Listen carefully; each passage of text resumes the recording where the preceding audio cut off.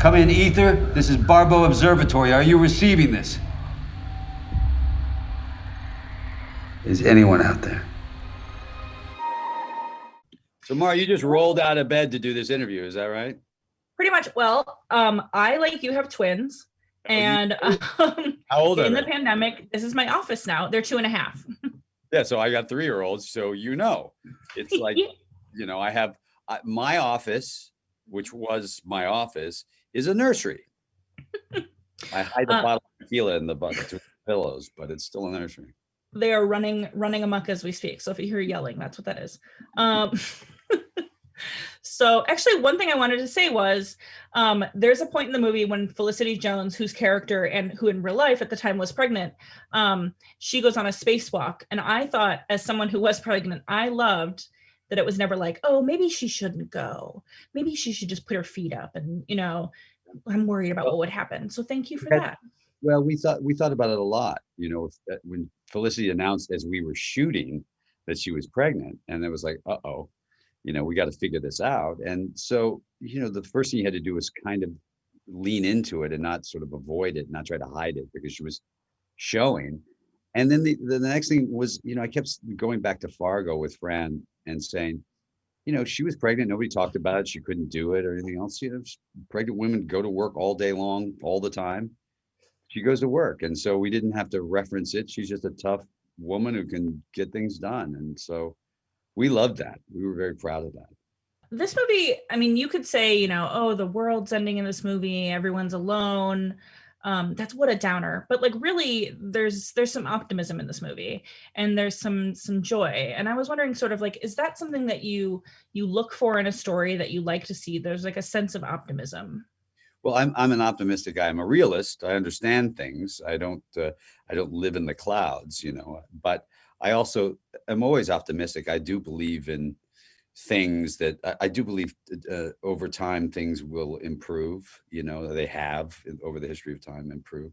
So yes, I am an optimist about it. Look, if this movie ended before the last 5 minutes of the film, it's just a film about regret. And I didn't really want to do a story about regret. I wanted to do a story about redemption.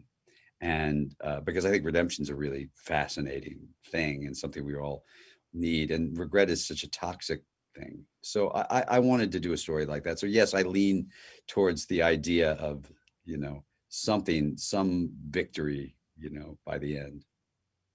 I also sort of thought there was like some sort of like finding the joy or enjoying sort of the little things, even when you're isolated, even when you're trapped, even when everything bad is happening, you can still have fun playing with your food or the big Sweet Caroline, or the truth of the matter is trying to eke out some moments of normalcy and some version of joy. You watch doctors in an emergency room in the middle of a bad accident, and they have 15 people have come in, but they'll find there'll be some morbid joke along the way, or they'll find things that they can that lets a little of the air out of the balloon, with the tension. And I really appreciate that, I think.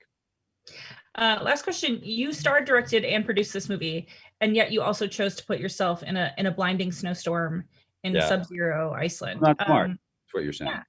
Why didn't you just pick something that's shot in Hawaii? Yes, the next film I'm going to do is just called "Laying on a Beach." That's going to be the title of it, and I'm going to put myself in that one. By the way, yeah, it was. We knew it going in because I'd done Perfect Storm, where you just got the hell beaten out of you, and I knew going in that this was going to be harder because we were going to be in Iceland on a glacier. But as an actor, it's great, right? As an actor, it helps you. As a director, it's a pain because you're trying to, your window of shooting is from sunlight is from like 11:30 to 3, and you've got a little girl who's 7, so you can only shoot with her for a certain period of time. So there was a lot of like, hurry, run. Here comes the snow, that kind of thing. But it's a challenge, and it makes it look good. So I was happy to do it. Well, I really loved it, and I guess twin solidarity. Good. We need it, man, because believe me, they gang up on you. Yeah, we're trying to potty train right now, and I'm losing my mind. So We had our favorite was that we had someone teach them Italian, but we don't speak Italian. So they speak Italian to each other, and I'm like, "What'd you say?"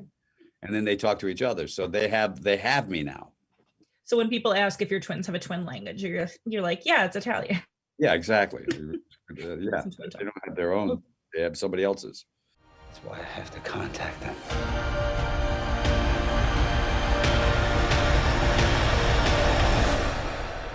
Before it's too late.